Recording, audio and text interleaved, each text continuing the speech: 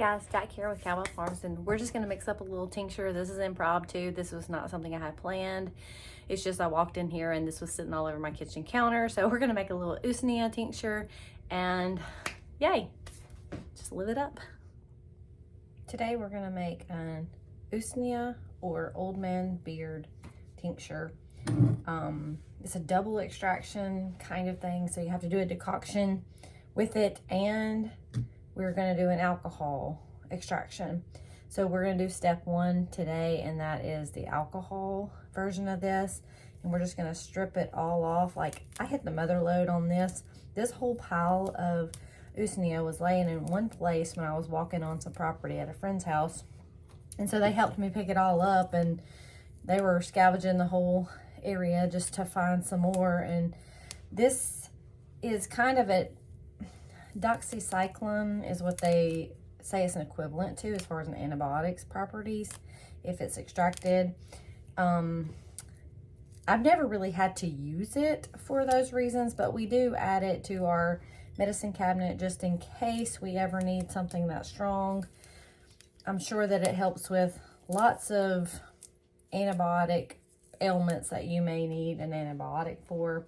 But we will do an alcohol extraction, which will take at least 2 months. I don't do anything less than 8 weeks just because I feel like you can get everything possible out of it in that amount of time. I don't like to let it sit. They say you can use things after, 2 weeks, after 4 weeks, but if it doesn't matter, if it goes longer, the longer that it can go, I just assume the more properties that it can absorb. So we're going to strip all these off, and then we will go to little step 2. This is kind of an up close of it. It's very beardy looking, and I did harvest this somewhere where it's very rural. It was kind of in a big field where there isn't any presence of really anything. So it's not contaminated, and I didn't wash it. It is dry. I did leave it on my counter for a little while just to make sure there was no moisture left in it, because we had picked it up on a day where it was really icy and snowy outside, and some limbs had fell from the trees after those windy days.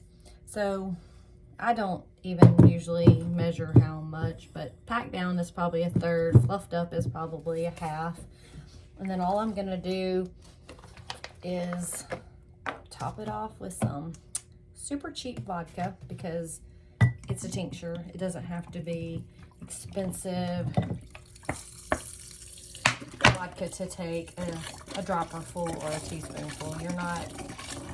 This is not drinking it for your enjoyment, for sure. I'm just gonna top that jar off. And then we will put a lid on here. I didn't even bring the lid over, but I will get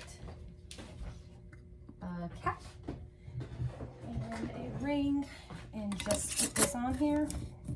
And I'll put it in a place where I'll remember it. It needs to go somewhere in a dark cabinet for a while, but I'm gonna shake it about every day and let it sit for 8 weeks. And then we will come back for a part 2 where we will strain this off. This is one I've had going for an entire year, and I forgot about it because it was in the back of the cabinet. So this one's pretty nice and probably very concentrated, but we will come back at a later date and we will do the water extraction version of this, and then we will mix these two together to make our tincture.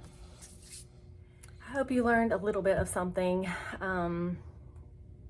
This is just for me to use in my house or to share with friends. And I hope that this is simple enough. 2 ingredients. And then a step 2 would be doing the same thing, but a decoction and boiling whatever is in here. We will take and boil and extract the properties from that, because it's water soluble and alcohol soluble in both of them. I don't know that it's 100% necessary to do both of them. I think it will work pretty well if you just do the alcohol, but I'm gonna try both this time just for something new. And we will see you next time. God bless, and you have a wonderful day.